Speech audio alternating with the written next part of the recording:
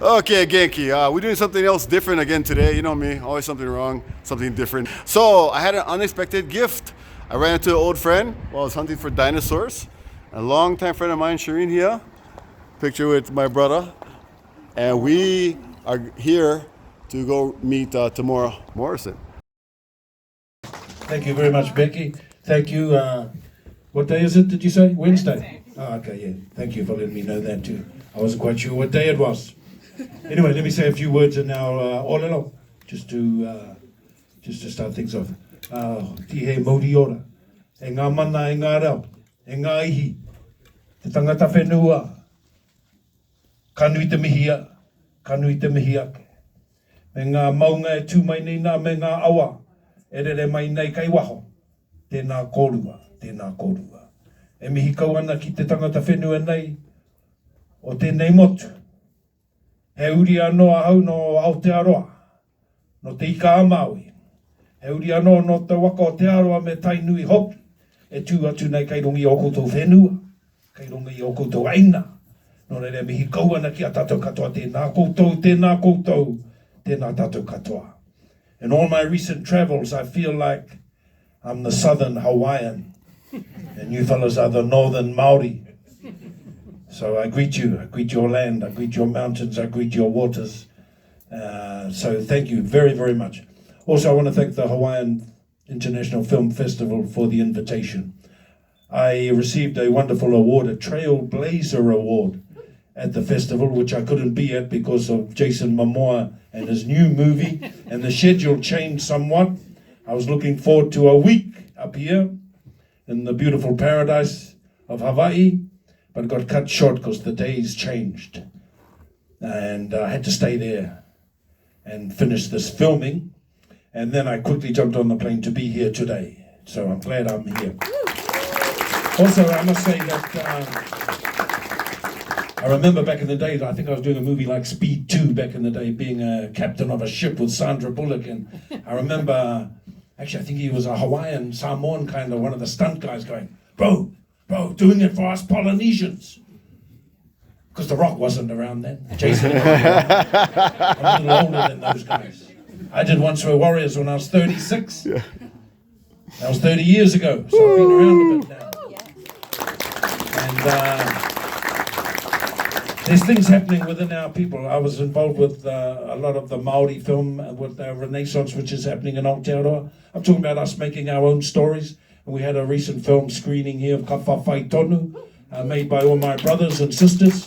And that kind of thing is happening now because probably for the last 30 years, you know, we've had young people come through. Some of them have come through on the technical side, some of them have come through on the performance side. So it's occasions like this that is very important, because that's what it's about. We need to train our people. No good making our movies and all our stories when we got no one to make them with. Technicians, the cameramen, the sound people, the wardrobe people, the depth, the textures we need to recreate the stories. But where does it start? It starts by you, our young people, training our young people more about thinking ahead. And as more and more of us come out, hey, we might just get a job in the TV station holding the cord for the cameraman. That's where it all starts, by getting training. I initially started some TV training way back in the day where we noticed that there was no Māori in the industry. And even I remember that when I was doing my first acting work, I'd look around and I'd feel quite lonely. I was the only Māori on this side of the camera, and actually the only Māori on that side of the camera too. There was nobody. And so at times I felt very lonely. And after doing Whawhai Tonu more recently, 20, 30 years later, I see a lot more of us in the right places now, on that side of the camera and on this side of the camera. I don't want to say too much because we're going to have some questions later maybe. What are we going to do now? Show an episode of Boba Fett. Lucky I was Jango Fett. I couldn't believe getting a phone call to come and play Boba Fett. What year was the Jango Fett? It was the year 2000, in fact. I played Jango Fett. And then many, many years later, I get the phone call. We'd love you to play Boba Fett. Ooh, man. Man, that was what it was about. And I remember putting on the outfit for Boba Fett outfit. And I walked in to see Jon Favreau and Dave Filoni, the two executive producers and directors, and I walked in with all my Boba Fett gears on, looking like that guy there. But I had the helmet off, and I remember and they were looking at them, and they were nodding like this. And I'm nodding at them, yeah. Yep, you got the right Maori here. It's one of those nods, the nod of, yep, you got the right guy. Yep, you got the right guy. So what a buzz. What a buzz 20, so many years later to come back and play the son of Jango Fett, Boba Fett. Really had a great time. So let's watch an episode. Is this episode what? What is it? Two. That's my favorite, funnily enough. That's my favorite episode. I'll tell you why later. Thank you, Becky. Thank you, everybody. Hello again. Okay, back to this galaxy. All right. I should have watched all of that, Becky. That was fantastic. I just went out for a little sandwich, but man. I should have watched the whole thing. I was kind of enjoyed that. Well, it is available on Disney Plus for viewing. My prescription expired. I mean, subscription. Well, while this is a phenomenal show and you are incredible in it. The one thing I was incredible and really proud of was I wasn't happy with some of my fight scenes.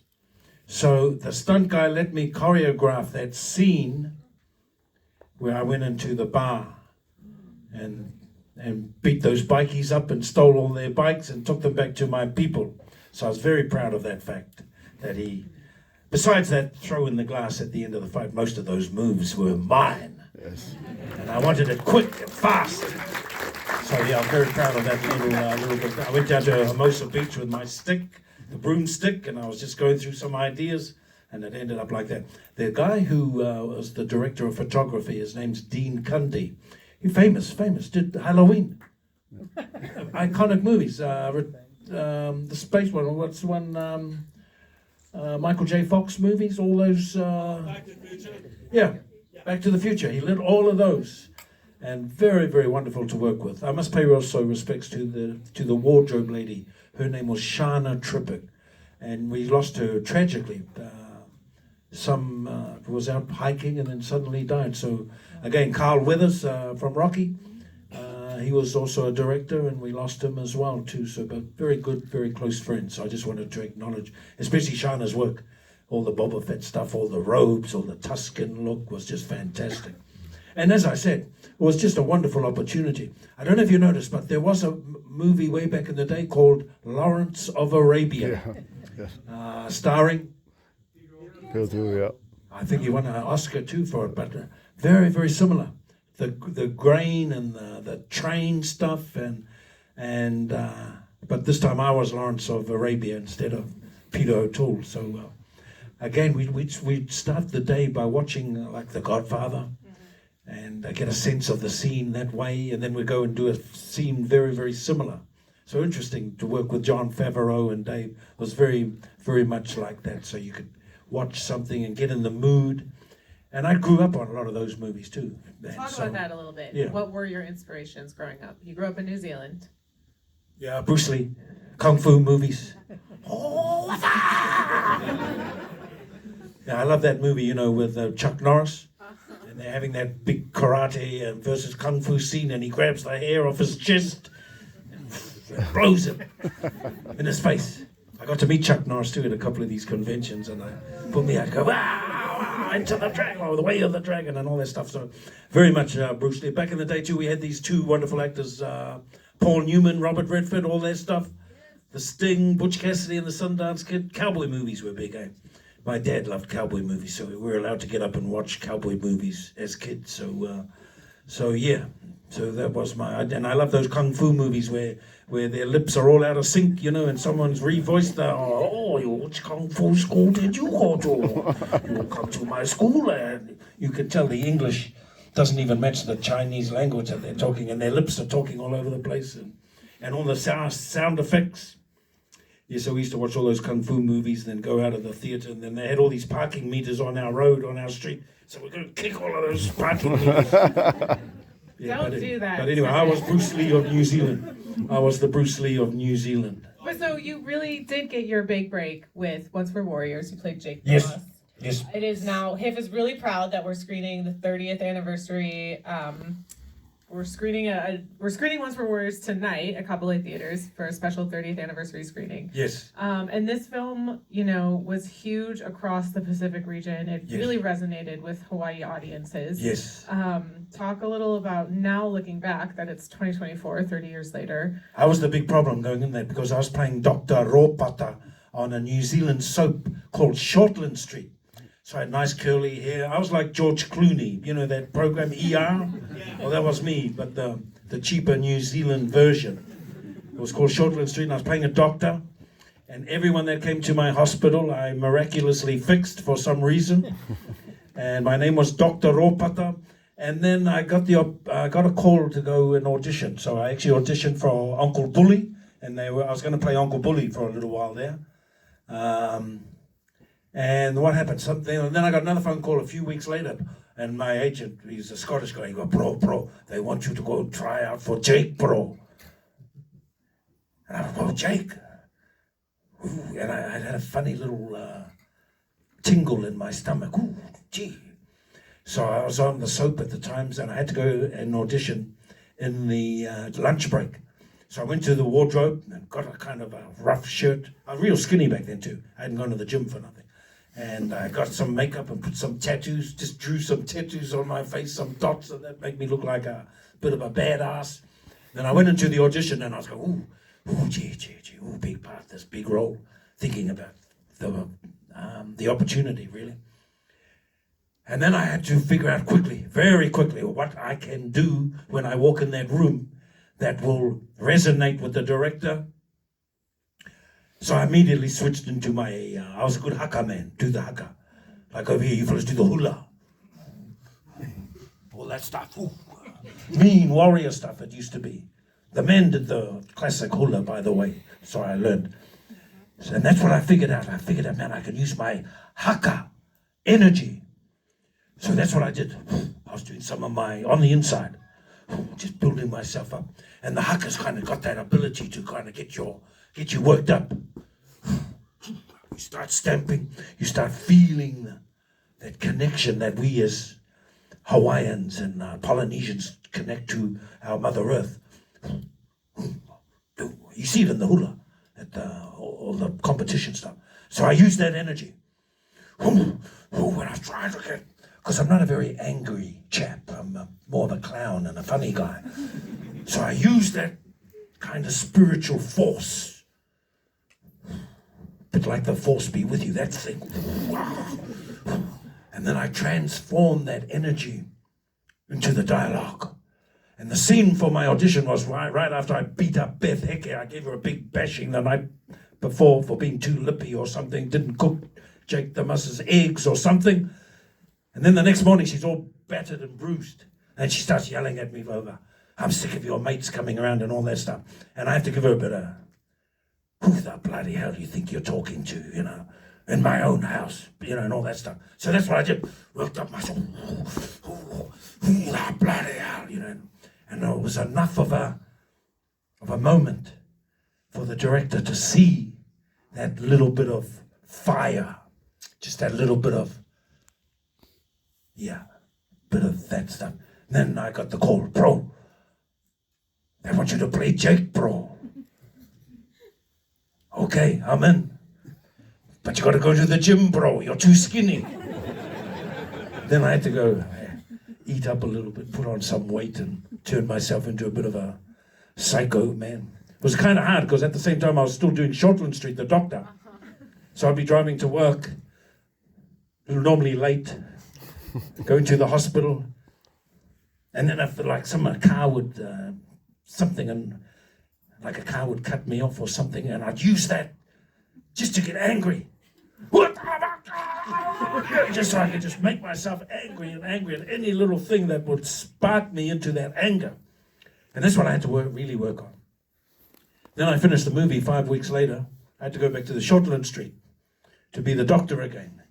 Well, I kept swearing at everybody. And all the nurses, nurse, get the fuck It took me like 6 months to calm down, really. And I was still like halfway between Jake the Muss and Dr. Ropata. It was kind of weird. And everyone was scared of me too. I just look at them with this look at. Yeah, so yeah, it still lingers sometimes, that fellow Jake the Muss. But that was, yeah. I'm talking too much, I think. That's all right? Nah. But that was the movie that I got recognized way back in the day. It got noticed, not so much in the public arena, but more so from producers seen it. And then I got my first job in Hollywood, basically through Once We Warriors, that someone had seen it. It was called Barbed Wire with Pamela Anderson.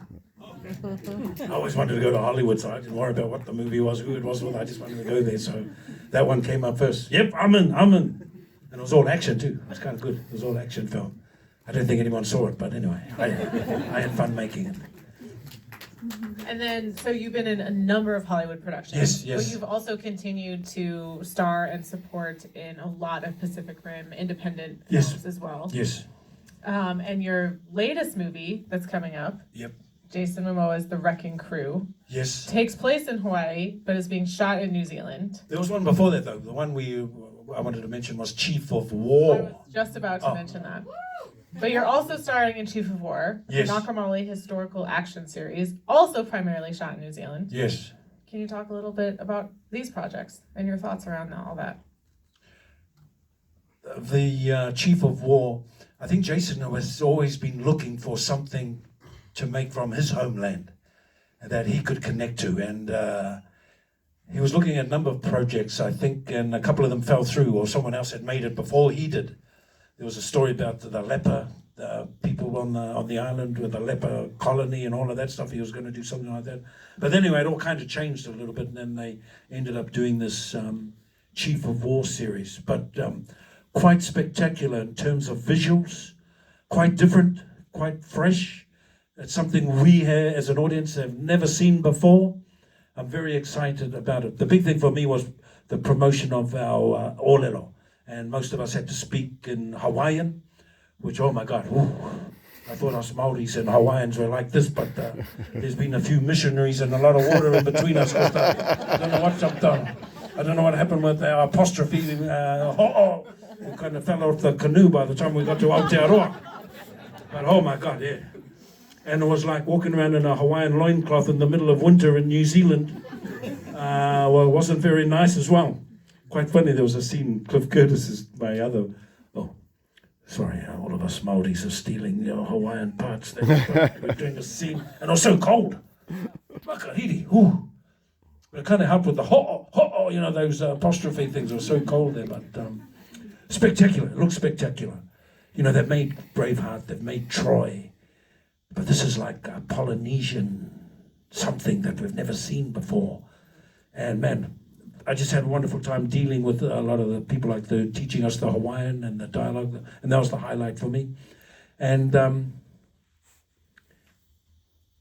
we really need to keep some of our productions here in Hawaii. And I think it comes back to starting now and starting with a younger generation in terms of training, in terms of upskilling. Not so much now. There'll be studios built around here one day, and then we'll have people that we can send over there to work in the media right across the area, learning about sound, learning about camera, learning about the textures of wardrobe, learning about the writing process, which we haven't got enough of. If there's any push, we need more writers. We might have all these technicians ready to go, but we've got no story to tell. We need to start telling our own stories.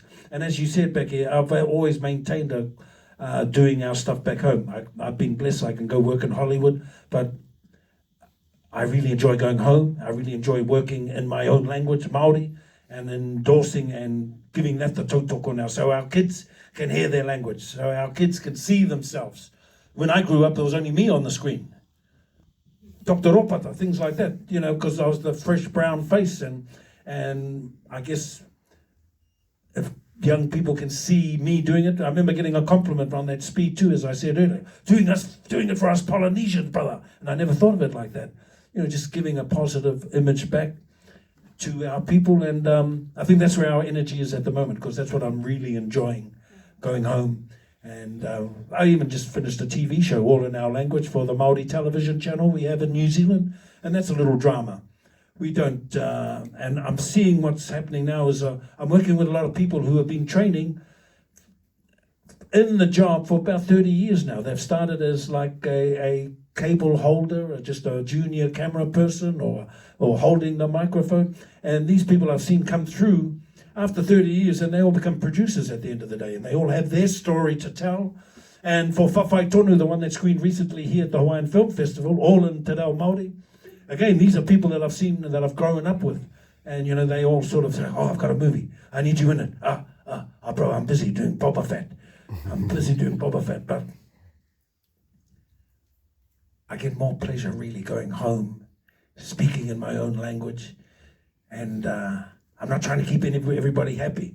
Sometimes I get in situations where the white people are telling me how to be a native. Because the white person's the producer of this thing that I'm doing, and it kind of feels weird. But when we're doing it ourselves, doing it our own, and there's your brother right next to you, bro, what are we doing here? Oh, I need you to do this, I need you to do that. Okay. And then you hear them, quarter, and we make things even in the process of making it. We don't say action anymore. We say, karafiwa. And the cameraman who's holding the camera, framing it up, he doesn't go frame. Ready, frame. Meaning picture, we're ready to go, got the frame. We go, whakahua, meaning I've got the picture. Karafiwa. And man, back when I grew up, there was none of that. And so, yeah. And as I say earlier, it's what you're doing. Your thing was to bring me here, and more so to speak to the young people who may have a desire to work in the industry somewhere, and that's all I did. I was just a Māori boy from Rotorua who loved doing the haka, and found that channel more so in the performance side.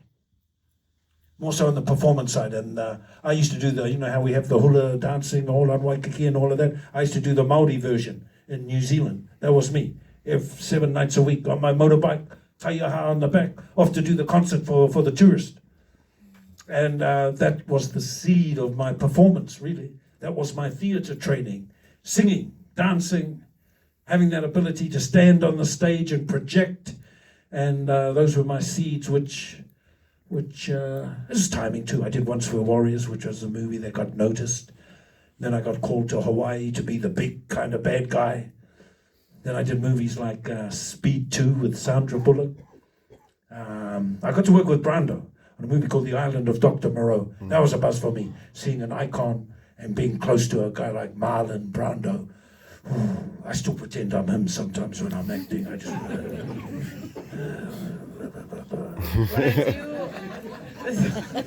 I know we have a lot of students in here with questions. We have a little bit of time. Where are they going? Can you? Where are you guys going? You guys are allowed to get to your You next had enough class. of me already? I have more classes. They're active students. Oh, okay, that's okay. You go do your acting lessons. Okay. We have a microphone right here where Jen May is standing. Microphone over there. We can have time for maybe 1 or 2 questions from you guys. Questions, yeah. So... I'll answer quickly. Who else? You might have another class to go to. Do some acting, something, media. Oh, okay. Hands up. I can hear them, darling. Just yell it out. Okay, I'll yell. I don't want to make. Actually, I can't hear you. Yeah, I'm deaf. Give me the microphone. I'm gonna get nervous. So I'm curious to know, being in Maori perspective and in film for so many years, that working more or having more exposure with like Polynesian culture, being in the media, if that is making others who are not Polynesian more considerate about like culturally sensitive topics and relaying it through film. So how has your experience with the exposure, like as more Polynesians come into the industry, has it increased awareness and respect for Polynesian culture? Yeah. Have you seen a difference as throughout? When I grew up, I used to watch all those cowboy movies, and I always got annoyed at watching the Indians going around and around the wagon train, and John Wayne just going, and I'll go, gee, maybe someone should tell those Indians not to run around the wagon train. They're just going to get shot. Maybe they should wait till nighttime, park up their horses and sneak in, maybe. But then I found out they weren't even Indians. Yeah. They were called extras. As long as you were brown. Round up the brownies. Put a wig on them. Can they ride a horse? Hopefully they try to do it a little bit better than that. But yes, I've seen a lot of things growing now. I see a lot more of our young people getting into it too, and it's encouraging. Have you noticed that others that are like producers or directors that aren't Polynesian, that they're being more culturally sensitive? Yes, now so. They have cultural advisors now too, because we really got to. We can't be just like even in Chief of War. We couldn't just be making up the Hawaiian. We really had to sit down with the writers and get all the correct thoughts and feelings behind the scene, what they wanted to portray, and then translate that into Hawaiian and try and get it right and accurate too. So yes, a lot more respect, and we're having cultural advisors. A lot of the stuff in New Zealand. Now, which is a relatively new role in the industry, the culture advisor role. Yes. Now we even have intimacy advisors, which is a separate topic. Are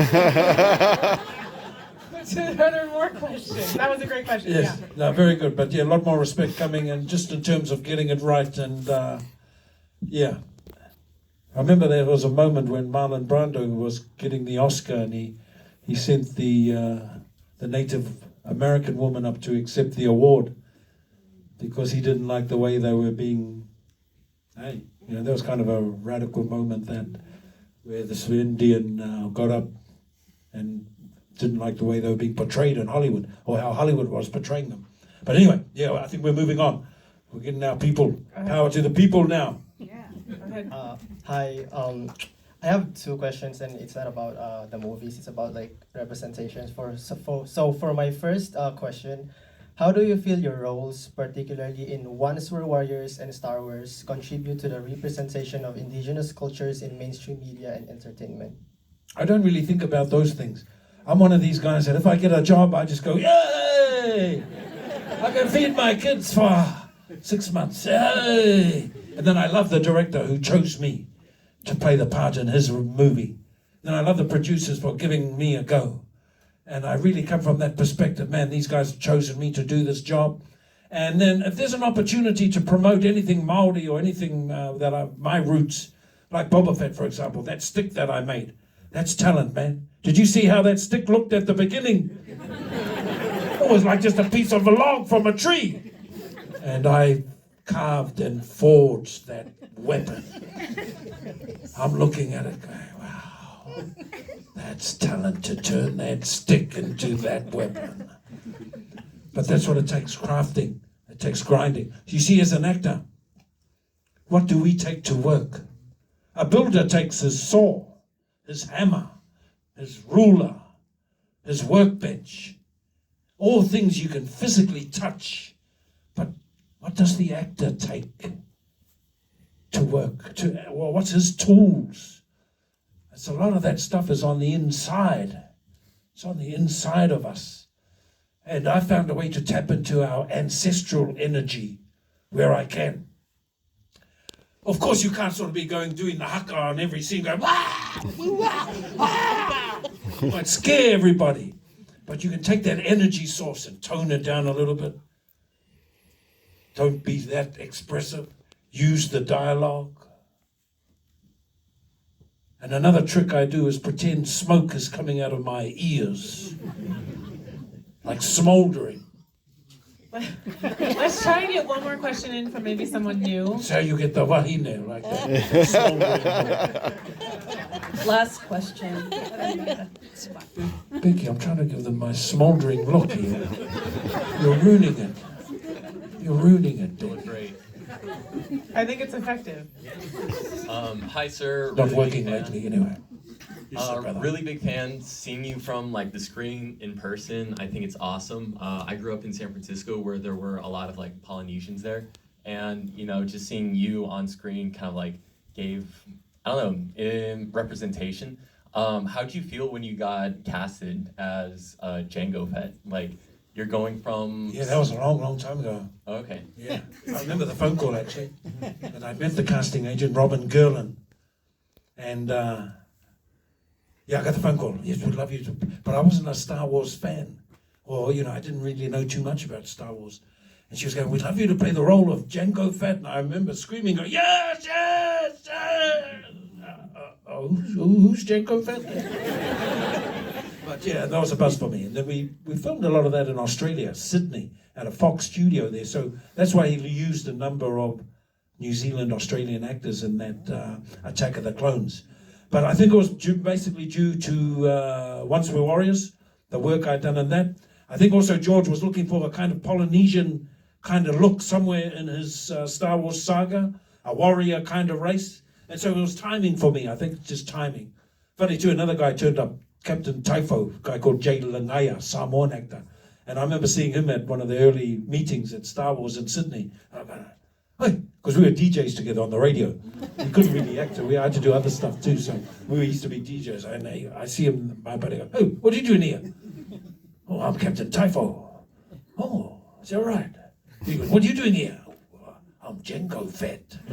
So it was kind of a fuzzy moment, me and my Samoan buddy both being in Star Wars. And also Renao and my wife from Once We're Warriors played that big tall Tanui on that island of Camino. So it was funny seeing some of us, seeing my wife from Once We're Warriors looking like that. But anyway. Hey, lovely to have a chat. We're going to do some more later, right, Becky? Yes, so But, Jen May is going to tell us what happens next. Okay, but great on you. Just encourage all you young people who are studying, just kia kaha, keep going, keep climbing, keep taking those positive step forwards. It's about upskilling. I wasn't being able to act all the time, so I used to work in radio. I used to work as a researcher thing for documentary people. I used to work behind the camera every now and then. I worked in catering sometimes, helping the cooks out. Sometimes I was the caterer because there was no food for us while we were filming. Sometimes we were all starving. But anyway, we just still carried on making our project. We just made it. We just get that first one made, get the experience. And it's upskilling too, so that helps. So kia kaha. And that's what we want at the end of the day. We want to keep some of our program making here. We want to have facilities here. We want to train young people now. So in the future, we're ready. We're ready to rock and ready to tell our stories. So hopefully I'm on the same waka. We're all on the same va'a here. I know you are. I know the Hawaiian Film Festival are doing their little bit to encourage that. So again, thank you very, very much for being here and allowing me to share a bit of time with you wonderful folk here. Aloha. Mahalo nui. Another round of applause. Yes, thank you so much. Tell me, who are you? Who's your daddy? What does he do? Name's Manu. Dressed in my Mandalorian armor. So this armor was designed by myself and no copy off of anything. All inspirational from the Mandalorian culture. And my Mandalorian name is Unam Riss. And basically got a bunch of friends to join in and party up with it. You want to come down here and meet Temuera Morrison, the original Polynesian, Jango Fett, Boba Fett, the start of all of it. Got to meet my man, my legend. One is the forerunner for the Polynesians getting into the film industry. Awesome guy, super nice guy. Even autographed the inside of my helmet. Got the name, legit. Life achievement. Me, my sister. Sure. So, resident goddess and current Hollywood starlet and filmmaker. So, what's going on here today, and how did I end up here with you? Oh, we got to meet Temuera Morrison for the showing of his second episode, was it? Yeah. Second episode for Boba Fett, and it was amazing because we got to meet the legend himself. He's an honorary member of the Mandalorian Mercs Costume Club, and I am Sonorab Iram. I am a crusader. This is a crusader Mandalorian, so we are Mandos. So Yeah. you have a film in the Hawaiian International Film Festival, right? It's the Hawaii Film Hawaii. Awards. Oh, Hawaii Film Yeah. Awards. So what's it called? It's called A Way Out. The Way Out.